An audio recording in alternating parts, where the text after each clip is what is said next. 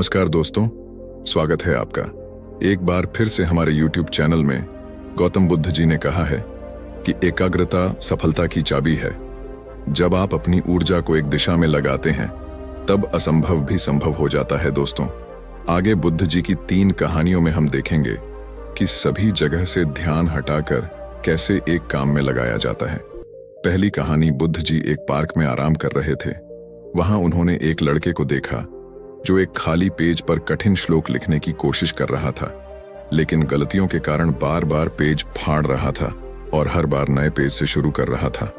कुछ समय बाद लड़के का ध्यान बुद्ध जी पर गया तो लड़का तुरंत उनके पास गया और प्रणाम करके कहा, बुद्ध जी, मैं पिछले 3 घंटे से इस श्लोक को सही से लिखने की कोशिश कर रहा हूं, लेकिन हर बार कोई ना कोई गलती हो जाती है जिससे मुझे शुरू से शुरुआत करनी पड़ती है। मुझे समझ नहीं आ रहा कि मैं क्यों नहीं लिख पा रहा हूं। बुद्ध जी मुस्कुराए और बोले, बेटा, केवल फोकस की कमी के कारण ऐसा हो रहा है, क्योंकि एक साधारण इंसान अपनी ज्यादातर ऊर्जा बेकार की बातों और आदतों में लगा देता है, इसलिए लगातार मन भटकता है। ध्यान से काम करने का मतलब है अपनी पूरी ऊर्जा एक जगह पर लगा देना, और जब बार बार तुम ऐसा करोगे तो मन इसके लिए तैयार हो जाएगा और फिर गलती नहीं दोहराए।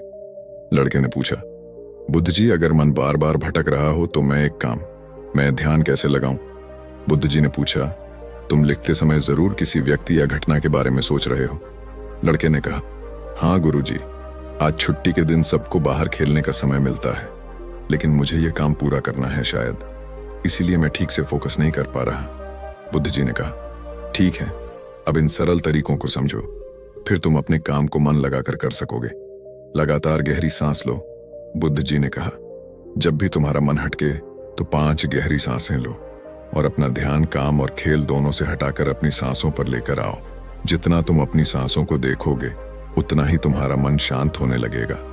बेटा, केवल फोकस की कमी के कारण ऐसा हो रहा है, क्योंकि एक साधारण इंसान अपनी ज्यादातर ऊर्जा बेकार की बातों और आदतों में लगा देता है, इसलिए लगातार मन भटकता है। काम को महसूस करो। जब तुम लिख रहे हो तब सब कुछ बारीकी से महसूस करो, जैसे पेन तुम्हारे हाथ को छू रही है, और लिखते समय जो आवाज हो रही है उसे भी ध्यान से सुनो। जब तुम सभी चीजों पर बारीकी से गौर करोगे तो ध्यान भटकना कम हो जाएगा और तुम्हारा मन और शरीर केवल एक काम में लगा रहेगा। तुम्हारा ध्यान काम पर इतना केंद्रित हो जाएगा कि तुम्हें समय का पता भी नहीं चलेगा। जब लड़के ने बुद्ध जी की बात मानी और गहरी सांसें लेते हुए फिर से लिखना शुरू किया तो उसने पाया कि अब उसकी गलतियां कम हो रही थीं और उसका काम भी जल्दी पूरा हो गया। उसने बुद्ध जी को धन्यवाद कहा।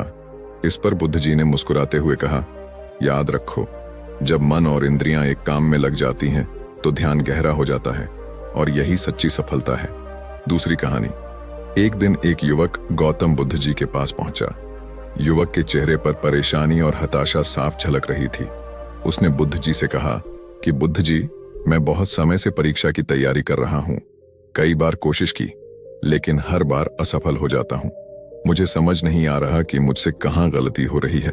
बुद्ध जी ने उसकी बात ध्यान से सुनी, फिर पूछा, क्या तुम सच में परीक्षा पास करना चाहते हो? युवक ने कहा, हाँ बुद्ध जी, मैं बहुत मेहनत करने के लिए तैयार हूं। बस मुझे यह बता दीजिए कि मुझे क्या करना होगा। बुद्ध जी उसे अपने साथ एक खाली जगह पर ले गए, जहां एक पुरानी मोमबत्ती और माचिस रखी थी। उन्होंने युवक को एक मोमबत्ती दी और कहा, इस मोमबत्ती को जलाकर यहां से थोड़ी दूरी पर खड़े उस पेड़ तक ले जाओ, लेकिन ध्यान रहे कि मोमबत्ती बुझनी नहीं चाहिए। बुद्ध जी यह कहकर वहां से चले गए। युवक ने माचिस से मोमबत्ती जलाई और धीरे धीरे मोमबत्ती लेकर पेड़ की ओर बढ़ने लगा। रास्ते में हल्की सी हवा चली, जिससे मोमबत्ती की लौ हिलने लगी। युवक ने उसे बचाने की पूरी कोशिश की, लेकिन मोमबत्ती बुझ गई। युवक वापस आया, मोमबत्ती फिर से जलाई और फिर से चल पड़ा। युवक ने यह प्रक्रिया कई बार दोहराई, लेकिन हर बार हवा का हल्का झोंका मोमबत्ती की लौ को बुझा देता। आखिर में थका हुआ युवक हाथ में बुझी हुई मोमबत्ती पकड़े वापस चला आया और निराश होकर बोला, बुद्ध जी, मैं इसमें भी असफल रहा। बुद्ध जी ने युवक से मुस्कुराते हुए कहा, क्यों? तुम्हें बस मोमबत्ती जलाकर थोड़ी दूर ही तो चलना था। युवक ने धीरे से कहा, बुद्ध जी, मैंने कोशिश तो की, लेकिन हवा के कारण लौ बार बार बुझ जाती। बुद्ध जी ने कहा, यही तो तुम्हें समझना है कि तुम्हारा मन भी इस मोमबत्ती की लौ की तरह है, और चारों तरफ की हवा ध्यान भटकाने वाली आदत है। जब तक तुम इन आदतों को वश में नहीं करोगे, तब तक ध्यान की लौ बुझती रहेगी। ऐसे ही जब तक तुम अपने लक्ष्य पर पूरी तरह ध्यान केंद्रित नहीं होगे, तब तक तुम अपनी मंजिल तक नहीं पहुंच पाओगे। इसलिए मन को एकाग्र करो और जो काम करो उसमें पूरी तरह डूब जाओ। तुम्हारे प्रयास जरूर सफल होंगे। और याद रखो, सभी तरह के ज्ञान का मूल तत्व ध्यान है। इसलिए कुछ भी करने के लिए तुम्हें एक जगह ध्यान लगाना तो सीखना ही होगा। तुम जैसी आदत डालोगे वैसा ही मन होता जाएगा। इसलिए छोटे से छोटा काम भी ध्यान लगाकर करो। ऐसा करने से मन का स्वभाव बदल जाएगा, फिर तुम्हें सफलता जरूर मिलेगी। तीसरी कहानी। एक युवक ने गौतम बुद्ध जी से पूछा कि मन में आ रहे विचारों को कैसे छोड़ते हैं। बुद्ध जी ने युवक से कहा, बताऊंगा, लेकिन उससे पहले तुमको एक परीक्षा देनी है। फिर एक गिलास पानी को पूरा भरकर बुद्ध जी ने युवक के हाथ में पकड़ा दिया और कहा, पानी की एक बूंद गिराए बिना इसे पकड़कर खड़े रहो। युवक ने कहा, यह तो आसान है, और गिलास संभाल लिया। शुरू में सब ठीक था, लेकिन थोड़ी देर बाद ही उसके मन में संदेह उठने लगे।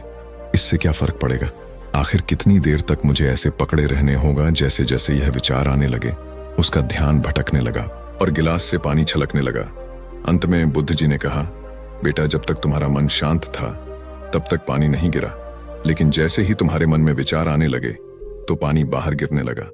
उन्होंने आगे समझाया, जैसे गर्म लोहे पर हथौड़े की चोट उसे नया रूप देती है, वैसे ही तुम्हारे विचार व्यक्तित्व को और मन को आकार देते हैं। तुम्हारा मन भी गिलास में पानी की तरह है, जिसे आसानी से विचलित किया जा सकता है। अगर तुम पानी यानी मन को स्थिर रखना चाहते हो तो पहले सभी विचारों को स्थिर करना सीखना होगा। अब तुम एक काम करो, इस गिलास को फिर से पकड़ो और अपना ध्यान अपनी सांसों पर ले आओ। अपनी सांस को पेट और सीने में आते जाते महसूस करो। हाथ में होने वाले दर्द और असहजता को जाने दो। मन में जो विचार आ रहे हैं उन्हें बहने दो। खुद को याद दिलाओ कि तुम विचार नहीं हो, बल्कि उन्हें दूर से देखने वाले इंसान हो। ऐसा याद रखने से विचार आकर चले जाएंगे, लेकिन मन को विचलित नहीं कर पाएंगे। थोड़ी देर तक युवक ने इस अभ्यास को जारी रखा और गिलास से एक भी बूंद गिराए बिना खड़ा रहा। बुद्ध जी ने कहा, इस तरह ध्यान से अभ्यास करते रहो। धीरे धीरे तुम्हारा मन शांत होने लगेगा और तब कोई भी कठिन काम करना तुम्हारे लिए स्वाभाविक हो जाएगा। इसके बाद वो युवक बुद्ध जी को धन्यवाद कहकर घर लौट गया।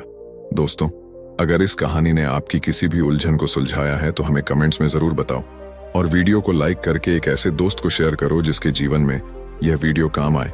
साथ में बुद्धा इनसाइड वर्ल्ड चैनल को सब्सक्राइब जरूर कीजिए। धन्यवाद और नमो बुद्धाय।